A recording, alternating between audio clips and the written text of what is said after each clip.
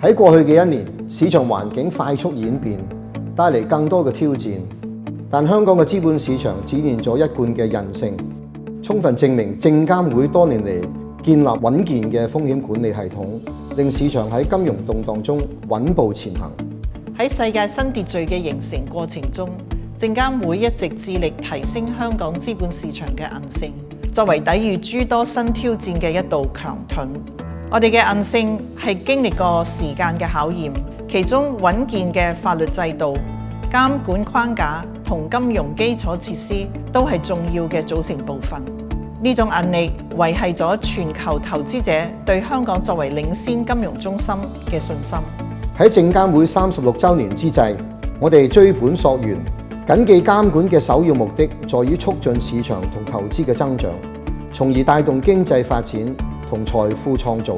我哋必須要時刻提醒自己，有效嘅監管係手段，目的係發展繁榮而且包容嘅經濟。因此喺2025至26年，我哋首要嘅任務係加強促進市場增長嘅措施，並且同我哋嘅監管同業、香港交易所、商界同其他持份者緊密合作。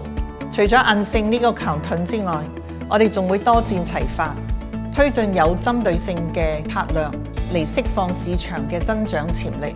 並進一步發揮香港獨特嘅優勢，確保長遠穩健發展。第一支箭係提升香港作為領先嘅集資同資產管理中心嘅核心競爭力。我哋將會進一步分散上市同資金來源，同時提高市場效率同質量。第二支箭係加強市場聯繫，我哋努力深化同內地以及國際市場嘅聯繫，內聯外通，嚟鞏固香港作為超級聯繫人嘅角色。第三支箭係推動負責任嘅創新，通過區塊鏈技術同穩健嘅虛擬資產生態系統，打造走向未來嘅金融市場。為實現呢啲目標，我哋同市場參與者保持坦誠開放嘅溝通，從而按照市場需求嘅演變嚟制定有效政策。同時，我哋將喺決策過程中保持獨立性，以維護香港經濟嘅最大利益為依歸。展望未來，證監會上下將會喺董事會嘅領導下，繼續同監管同業以及各持份者緊密合作，推動市場喺跌宕起伏當中穩步向前。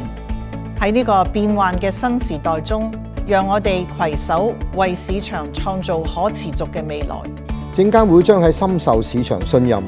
與時並進而且不斷求變嘅基礎上，延續優良嘅傳統，嚟迎接新時代嘅考驗，確保香港喺穩健性、創新同國際化多方面保持領先，持續成為資本市場嘅典範。